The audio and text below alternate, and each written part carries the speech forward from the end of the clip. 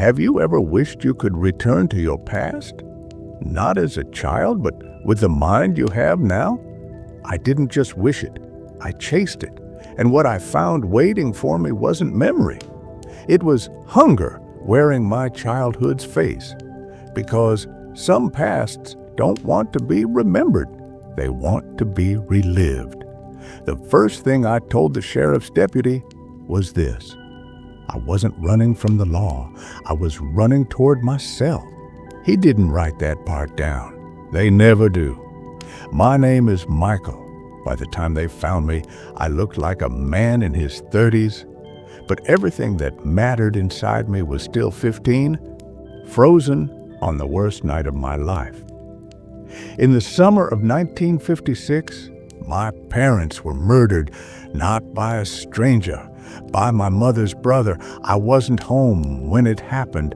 I came back to flashing lights, yellow tape, and my uncle being dragged down the steps. He looked at me once, not with guilt, not with anger, with relief. That look stayed with me longer than my parents' faces. After that night, my life became a series of safe choices. I was sent away, raised by relatives who tried their best but never spoke about the blood in our family tree, a school, graduation, a city job, a desk, paperwork, days that blended into each other until I couldn't tell one year from the next. By 1970, I was empty, not sad, not angry, just hollow. I remember sitting at my desk one August morning, staring at a stack of files, thinking, if this is it, I'd rather disappear. So I stood up, walked out, never said goodbye. That was the moment I chose the past over the future. I drove for hours north and east until the city turned into trees. The mountains felt familiar, like an old photograph I couldn't stop staring at. I had been there before as a child, camping with my grandparents. Back then, the woods felt safe, timeless. I wanted that feeling back. I needed it. When my car finally ran out of gas, I didn't curse. I laughed. It felt like permission. That night, I slept in the driver's seat, listening to the forest breathe around me. Birds woke me at dawn. Real birds, not traffic, not alarms.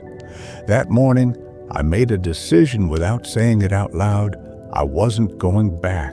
I packed what I could carry, tossed my keys onto the seat, and walked into the trees like a man stepping through a door that had always been open. The first few days were peaceful. I found a place near a river. The water was clean, cold, alive. I told myself I would figure out food later. Later came faster than I expected. By the third day, my supplies were gone. By the fifth, hunger became a voice in my head, not loud, but persuasive. I spent an entire day searching for berries, roots, anything. I found nothing. That evening, as the light faded, I saw something that made my heart race. Lights, warm, yellow lights, through the trees, and the past whispered, "Go closer." There were cabins ahead, several of them, some dark, some lit. They looked old but cared for. I told myself the dark ones were empty. I told myself I would only take food, just enough to survive. The first cabin opened too easily. Inside, the shelves were full. Dried goods, jars, sealed packages. It felt unreal, like a reward. As I filled my bag, I noticed something strange. Every item was labeled, not with dates, with names, children's names, and one of them was mine. I filled my backpack until the straps screamed canned food, blankets, a couple of knives that felt heavier than they should have. That night, I slept on the cabin floor, my back against the wall, listening for footsteps that never came. Before the sky even thought about turning gray, I left. I moved like a shadow, careful not to be seen, careful not to feel guilty. By the time I reached my camp near the river, my heart finally slowed. The walk took about 2 hours. Close enough to repeat, far enough to feel safe. And that's how stealing became my version of normal. That routine lasted years. I stopped counting days. Seasons replaced calendars. Life was simple, almost peaceful, except for winter. Winter was brutal, cold, that cracked your thoughts in half. Nights that felt endless. But I adapted. I always did. I found other cabins eventually, scattered deeper in the woods. I rotated them carefully, never taking too much from one place.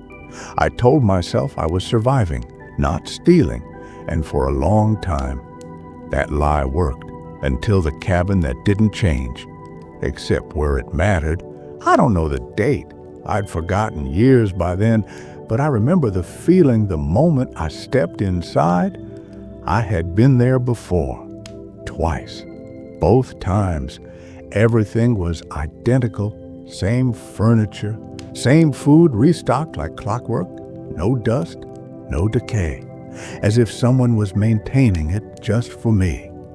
That day, something new waited on the kitchen table, a black leather book, no title, no name, just sitting there like it had always belonged. I should have left it alone. Instead, I sat down. Curiosity is a quiet killer.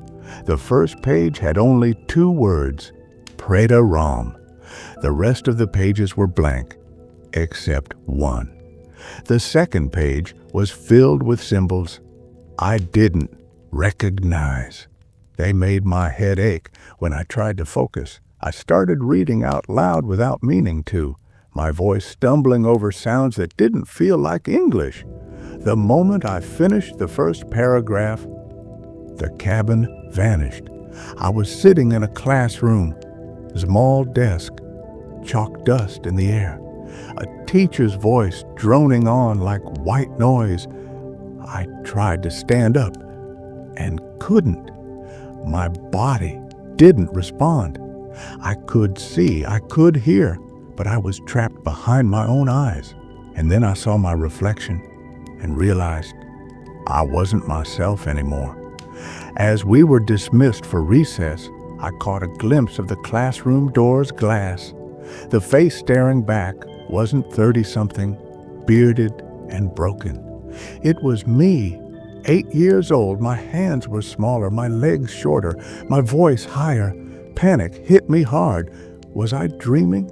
Dead? Had I finally lost my mind alone in the woods? But something felt wrong. Looking through my own eyes felt like wearing a mask that didn't quite fit. Like I was inside the body, but not fully in control. Then the playground happened. Sunlight, laughter, dirt under my sneakers. Friends I hadn't seen in decades. The smell of grass and metal swings. And just like that, the fear faded. Joy flooded in. Pure, overwhelming bliss. I could feel everything again. The warmth, the sounds, the careless happiness I thought had died with my parents. For the first time in years, I wasn't hungry, I wasn't cold, I wasn't alone.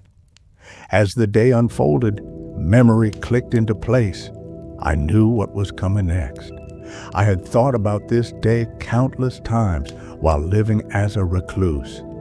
This was the day I was supposed to meet Brittany by the stream, my first girlfriend, my first kiss, the moment I never had the courage to face. And this time, I didn't feel afraid. When we were dismissed for the last recess, I didn't hesitate. I slipped away from the playground, my heart pounding, not with fear, but excitement.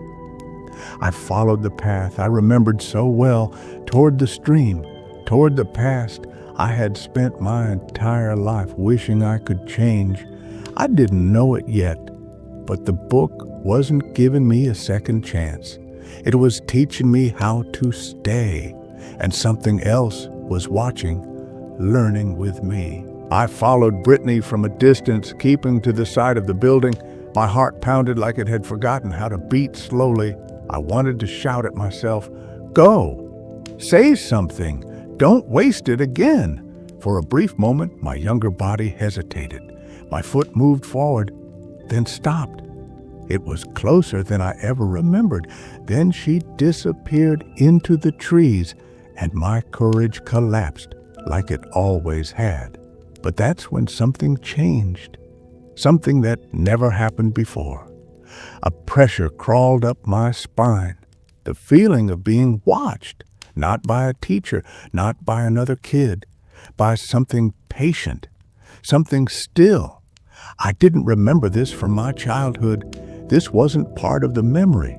Slowly, against every instinct, I turned my head. On the far edge of the schoolyard stood a man dressed entirely in red. His clothes were wrong for the place, too neat, too deliberate. His face was worse, distorted, as if someone had tried to erase it and failed. I couldn't tell where his eyes were, but I knew he was looking at me, and I knew, without understanding how, that he could see me, not the boy. My younger self didn't react, didn't flinch, didn't scream. He ran toward the football field, laughing with friends, unaware. But I kept watching the man in red from the corner of my vision. He never moved, not when the ball flew past him, not when kids ran between us. He stood there like a stain the memory couldn't scrub out. School ended. The bell rang. Kids flooded outside. I scanned the yard desperately. The man was gone. Relief hit me harder than it should have. On the bus ride home, I stared out the window, replaying his shape in my mind. By the time my house came into view, the fear dissolved. My mother opened the door. She hugged me, warm, alive, real, and in that moment, I decided I would never leave this place again. The evening unfolded exactly as I remembered. Dinner, laughter, my father's voice in the other room. Seeing him again felt like stepping into sunlight after years underground. That night, my mother tucked me into bed. Her hand brushed my hair. I wanted to cry. I wanted to beg her to stay forever. As my eyes closed, one thought slipped in. What happens tomorrow? Darkness blinked. Birds chirped. I was back in the cabin, older, heavier, sitting in a chair. The book lay at my feet like it had never moved. Morning light poured through the windows, meaning the past hadn't ended. It had released me. My heart raced as I looked around. The forest was silent. No owners, no footsteps. I picked up the book with shaking hands. "What are you?" I whispered. Leaving it behind crossed my mind just for a second, but the memory of my parents' faces crushed that thought instantly. What I had felt wasn't imagination. It wasn't a dream. It was better than life. I stuffed the book into my backpack and waited until nightfall to leave. The hike back to camp felt shorter than usual. My body moved on instinct, but my mind was still somewhere else. In a classroom, on a playground, at a dinner table that no longer existed. That night, I couldn't sleep. I replayed every detail, the laughter, the warmth, the impossible joy. Only one thing didn't fit: the man in red. I tried to convince myself he was a flaw, a memory glitch, a side effect of hunger or isolation. But deep down, I knew that wasn't true. Because when the sun rose the next morning, the book was warm, not from the fire, not from my body, warm like it had been awake all night, and I wasn't the only one eager to go back. Morning light crept through the trees, and something felt wrong immediately. My camp looked disturbed. Food wrappers scattered, my pack shifted. A thin layer of dust coated things I had touched just yesterday. I told myself. Animals must have gotten curious. But the dust bothered me. It felt like time had stretched while I was gone, like I hadn't been here for longer than I remembered, because hunger hit me like I'd skipped more than one day. As I ate breakfast, my eyes kept drifting to the book. It sat there quietly, innocent, like it hadn't torn me out of time twice already. I told myself I wouldn't open it again. Then a memory surfaced, a summer morning when I was 10. Friends knocking early, bikes waiting, a pond where we used to catch frogs and snakes. The thought wrapped around me tighter than fear. Before I could stop myself, I opened the book and began reading. The world folded in on itself. I was sitting at my childhood kitchen table. My mother hummed softly as she cooked breakfast. The smell alone nearly broke me. I understood it then. The book didn't choose random days. It followed my longing, whatever I missed most. It brought me there. A knock came at the door. I jumped up, heart racing. My friend stood outside grinning, alive, young. I wanted to hug them, to never let go. We rode our bikes through sunlit streets, wind in our faces, laughing like nothing bad had ever happened. At the pond, we didn't waste a second. Running, splashing, diving in. Happiness drowned everything else until I surfaced for air. On the far bank stood the man in red, closer than before, watching me. And this time, I knew he wasn't part of the memory. I waited for my friends to notice. They didn't. They laughed. They played. They splashed water like he didn't exist. Only I could see him. His face was clearer now, wrong in ways I couldn't explain. Too stretched, too broken. And as the day went on, he didn't move. But he didn't need to. He was already closer. As evening settled, we rode home. I couldn't shake his image, but the moment I stepped inside my house, my parents greeted me, both of them, alive, holding me. We ate dinner together, and I memorized every sound, every movement, afraid this might be the last time. That night, my mother kissed my forehead. I lay there, crying silently inside, knowing what would happen next. Because waking up hurt worse than leaving, cold wind slapped my face. I was back at camp. The book slid off my lap. My stomach growled violently. Not normal hunger, desperate hunger. My throat burned with thirst. It felt like I hadn't eaten in days. That's when the truth hit me. Time wasn't stopping when I used the book. It was continuing without me.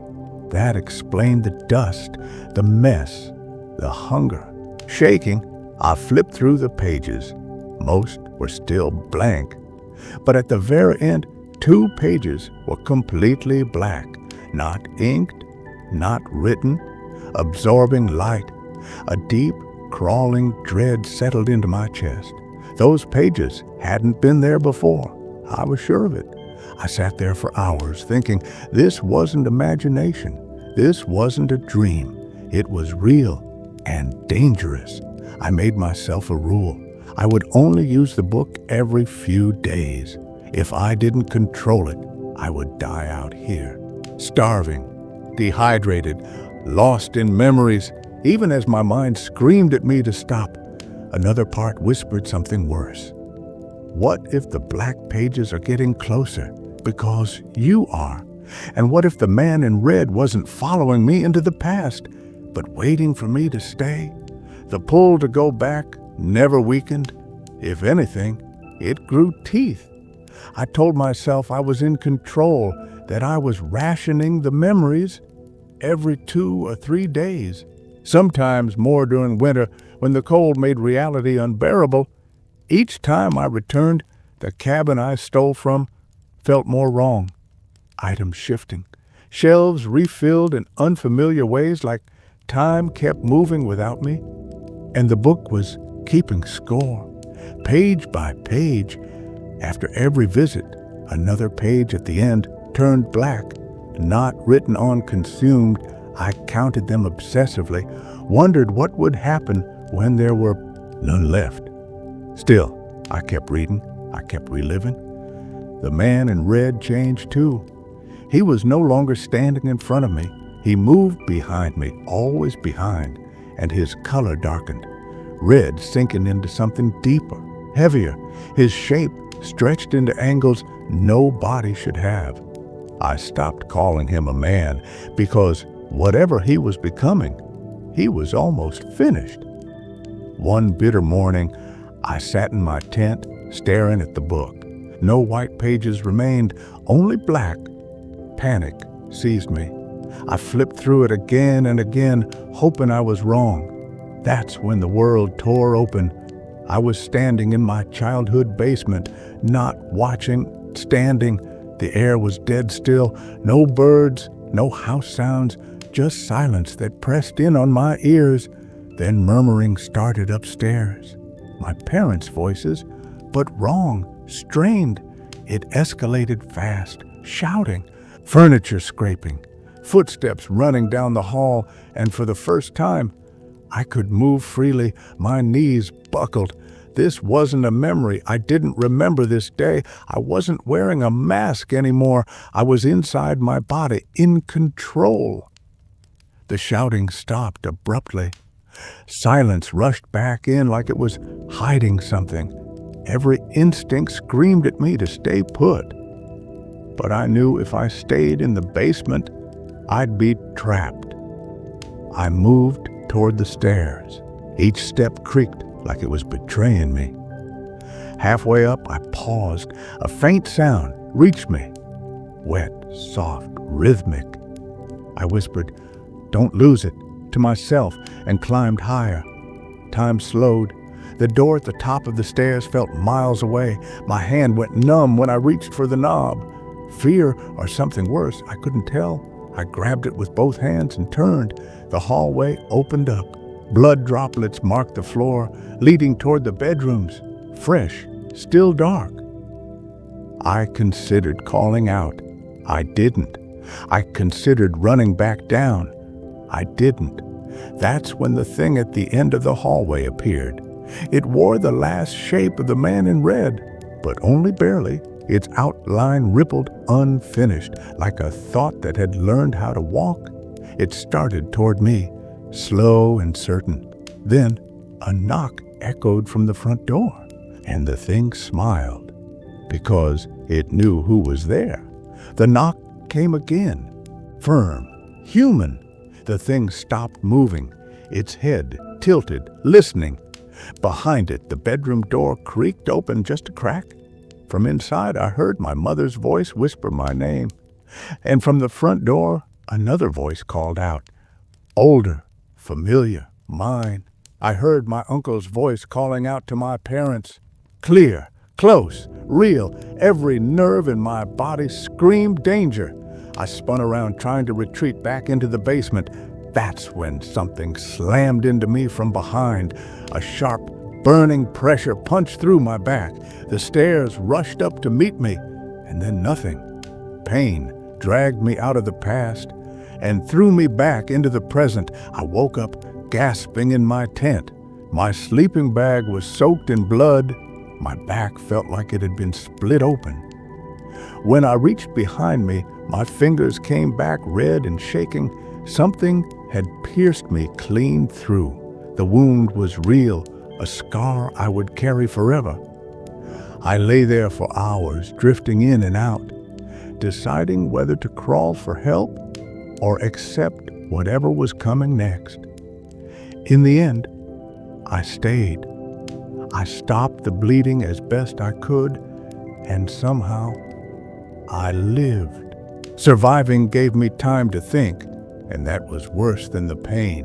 As I recovered, the memories replayed with new clarity. What if my uncle never killed my parents? That thought had always haunted me. My mother adored him. Growing up, he'd never shown a trace of violence. The police said it was a heated argument. But I remembered the look he gave me as they led him away. Not guilt, shock. The same shock I felt in that hallway.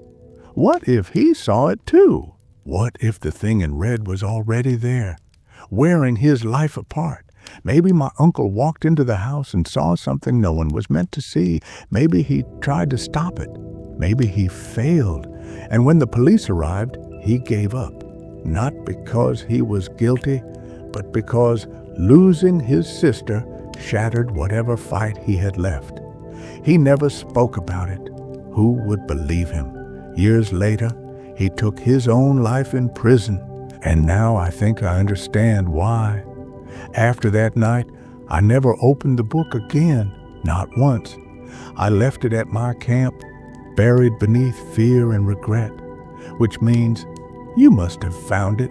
When the detective told me it was 1996, I laughed. I should have been in my 50s, but I didn't look it, didn't feel it. Time had been taken from me or spared. I still don't know which. They arrested me for breaking into cabins. 6 months. That was all. During my sentence, the owner of the cabin, the one where I found the book, came to visit me. We spoke for hours. No guards nearby, no records of the conversation. When he left, he only said one thing. "You were never meant to finish the book." And then he smiled like he already knew where I'd go next. After my release, I disappeared. So did the man who owned the cabin. Authorities searched my camp. They found the black book exactly as I described it. The first page held a single word. The second, a paragraph no expert could identify. All remaining pages, completely black. They locked the book away, sealed, cataloged, forgotten. But here's what they don't tell you. Black pages don't mean the story is over. They mean it's full. And the thing that followed me into the past never needed the book to find me. Years later, hikers in the Big South Fork reported seeing a man who didn't belong, early 30s, never aged, always watching from the trees. Sometimes when children wandered too close to the forest, their parents said the kids talked about the red man, a shape that stood behind them in reflections, in windows, in water, always closer than before. The book was never about going back. It was about being seen, about being remembered, about feeding something that can't enter the world unless it's invited through longing. I didn't escape it. I just learned how to outrun the pages. And if you're listening to this now, if you've ever wished you could relive your past with the mind you have today, be careful what answers you, because some memories don't want closure, they want company, and the man in red is still walking someone home. For more scary horror stories, subscribe.